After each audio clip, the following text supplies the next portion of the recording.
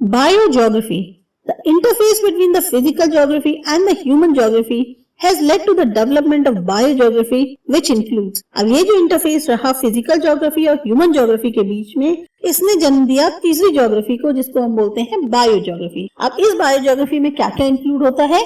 सबसे पहला आता है प्लांट ज्योग्राफी। प्लांट ज्योग्राफी क्या है?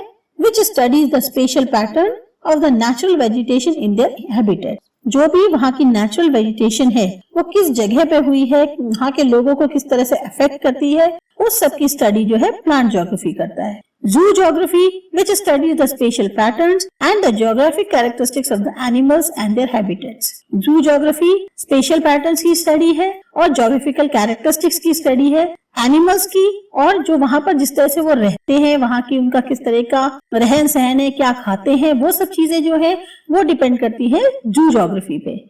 इकोलॉजी या ecosystem deals with the scientific study of the habitats characteristics of the species.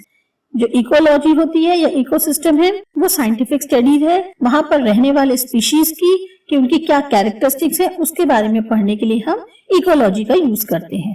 Environmental geography, अब इसका क्या रोल होता है? Concerns world over leading to the realisation of environmental problems such as land gradation, pollution and concerns for the conservation has resulted in the introduction of this new branch in geography.